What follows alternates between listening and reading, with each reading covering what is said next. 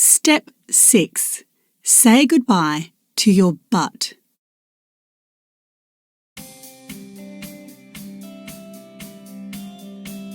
Don't worry, you're not in the wrong place. This hasn't suddenly become a dieting podcast. Although, like many women, there are days when I wish I could say goodbye to my butt, as in my bum, the butt I'm talking about in this episode is the one with a single T, the butt that comes before all of your excuses. Because the biggest obstacle in most people's way is themselves. They make promises they know they'll never keep and set goals that are impossible to achieve. They make excuses left, right and centre for the things they haven't done and wonder why their confidence slowly drifts away. Most people have a long list of all the reasons why their life isn't everything it could be. But the truth is, they are their own worst enemy. They set themselves up for failure by overpromising and under-delivering, and by setting goals that were impossible to achieve, or by never even believing they deserved to achieve them in the first place. Although a perfect life is an impossible aim, most people have areas of their life where they could make significant improvements if only they would get out of their own way. If they faced their fears and conquered their limiting beliefs. If they managed their money, took better care of their energy, and were actually honest about how long things really take. If they stopped making excuses and were actually accountable to themselves. The first thing I want you to do is to stop undermining your self-confidence by giving yourself a get-out clause before you even begin. Have you ever found yourself thinking about something you need or want to do, only to find yourself preparing the excuse you're going to give for not getting it done before you even get started? When you hear it spelt out like that, it sounds like crazy behaviour, but it really is very common. I should know. I've been guilty of it too. I'm sure if you think back, even just over the last week, you will be able to come up with an occasion when you said you were going to try to do something, but, and had your excuse for not doing it already in place before you even began. When you say but, you are giving yourself an excuse to fail before you even start. The fact is, every time you say, I'll try, or yeah, but, you're preparing your personal get-out clause. It may not seem important if the things you're making excuses for are little things, but falling into the habit of excusing yourself again and again can have wide-reaching consequences in your life. Every time you make an excuse for yourself, you are undermining your self-belief. You may not realise it at the time, but what you're really saying to yourself is, I never really believed I could. I don't really think I can. Or, it doesn't matter if I do. As Yoda said, do or do not do. There is no try.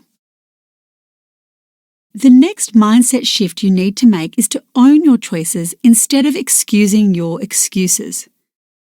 Everything in life is a choice. It doesn't always feel like it, but it's true. You might be aware that you choose the clothes you put on each morning, but consciously and subconsciously, you are continually making choices throughout your day. When your alarm rings, you get to choose if you'll hit snooze or get straight out of bed. You choose whether you should go to your meeting early or try to squeeze in one more task, whether or not you want to exercise at the end of a long, hard day, and whether you want to meet your challenges head-on or take an easier road. Some of your choices will have no right or wrong answer. Others will help your life to run smoothly and keep your day on track. But some of the choices you're presented with will mean the difference between moving forward in your life or taking one step forward and 2 steps back. When you raise your awareness to the choices you're making throughout your day and your life, you are able to continually take forward-moving action in your life. You'll find it much easier not to agree to things you'll never do, make promises you can't keep, or set goals that are impossible to achieve. And if you know up front that you're likely to give up, cheat, or fail to follow through, you can make the conscious decision not to do it and be honest with yourself instead. Sometimes, knowing what changes you want and need to make in your life is not enough to make you actually do them. When this happens to you, You need to find your missing motivation. I experienced this firsthand just last year. After a stressful period a few years earlier, I'd fallen into the habit of snacking, feeding my feelings. But because the things I was snacking on were generally healthy foods, and I was distracted by the stressful events going on in my life, I hadn't even been fully aware that I was doing it. However, as you no doubt know, the unfortunate truth about diet and nutrition is that whether you're snacking on seeds and nuts or cookies and chocolate, if you're not paying attention to the quantities, you'll soon pay the price on your waist. And so I found myself feeling much heavier than I wanted to be.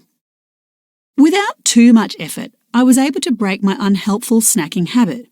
But try as I might, I just couldn't shift the weight I had gained. A little came off, a little went back on again, and back and forth it went. I knew I was making an effort, some of the time, but clearly I wasn't making a big enough effort enough of the time. This seesawing of a few kilos here and a few kilos there went on for a while, and I just couldn't seem to turn the corner and get my weight back down. I wasn't making any real progress, and I knew deep down I was the only one to blame. One day, while I was teaching a coaching class on values, the reason for my lack of progress hit me. I asked myself the question, on what level is this working for me? And the answer wasn't at all what I expected to hear.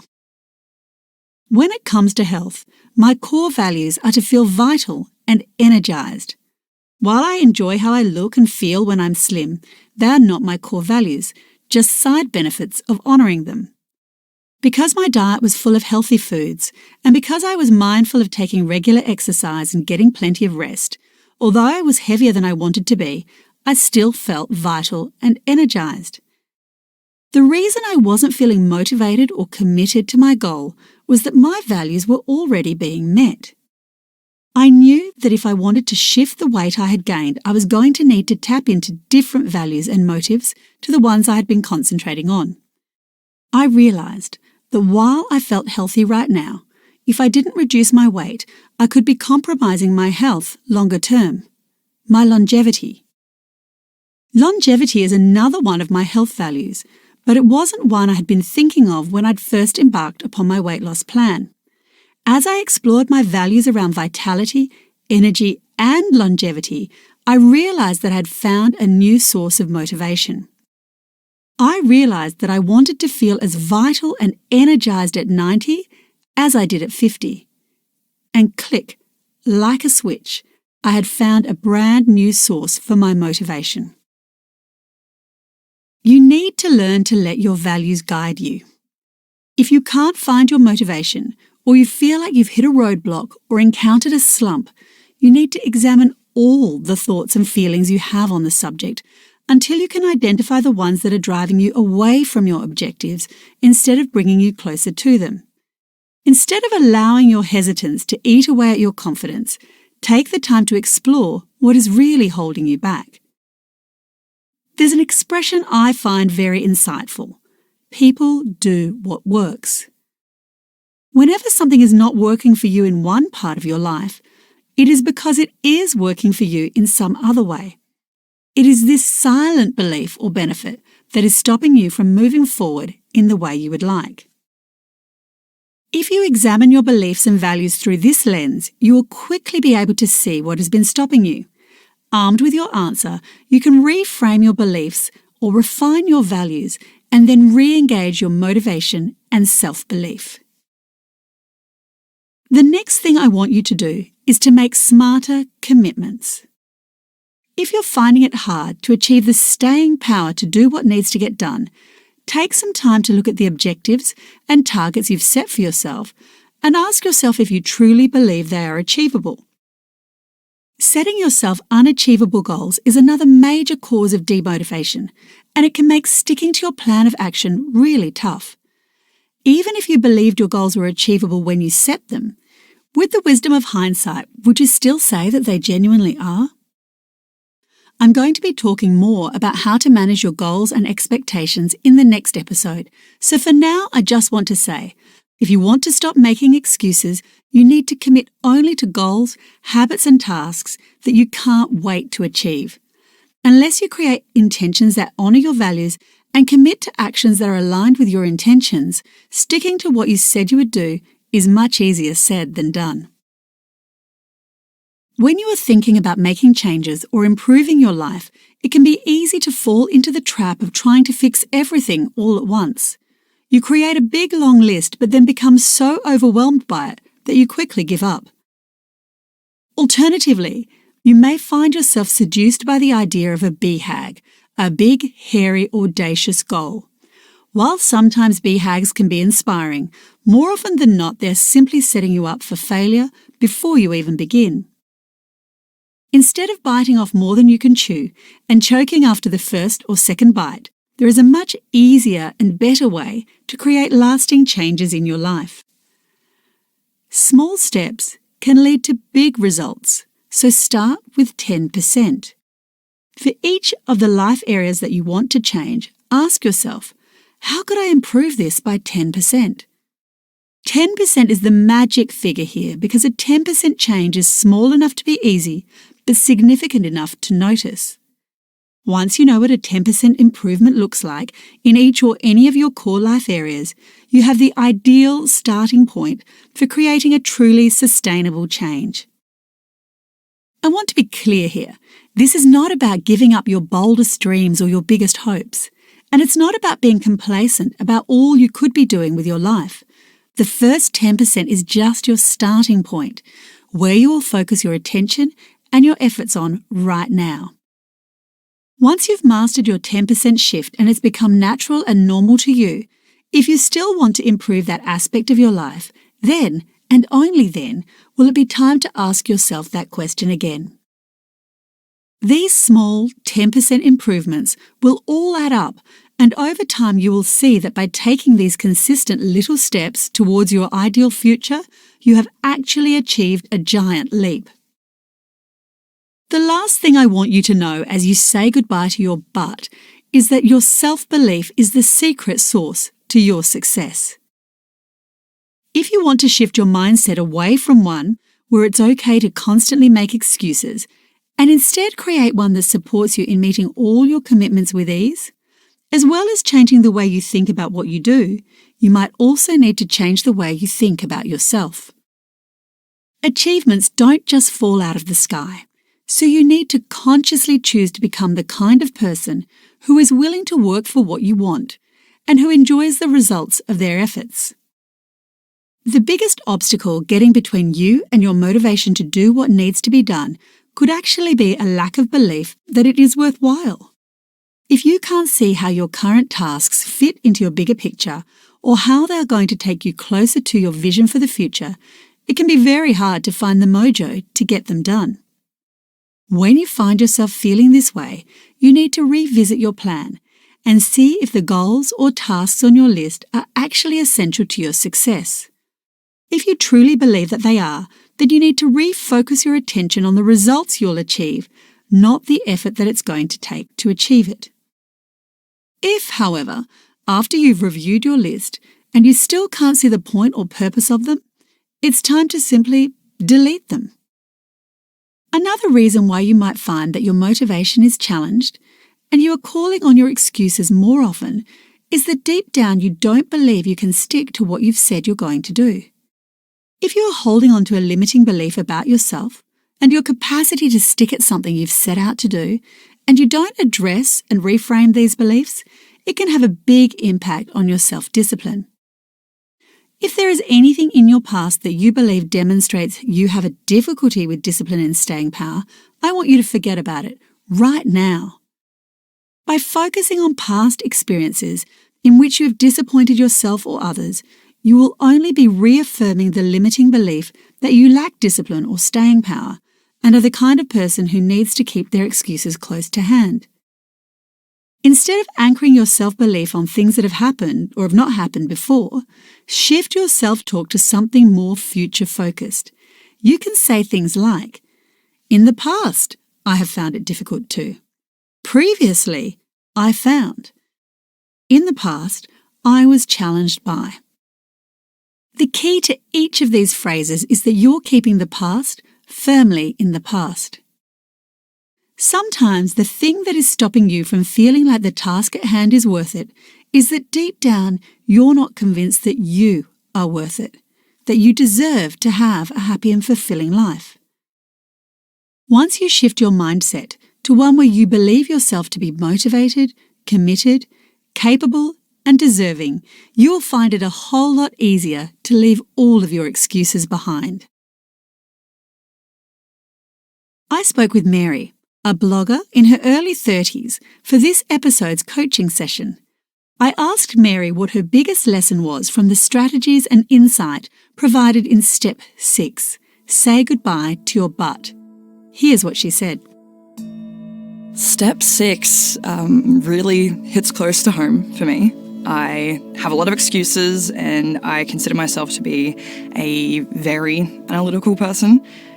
Now, I've made a career of literally finding defects and reasons to not release products.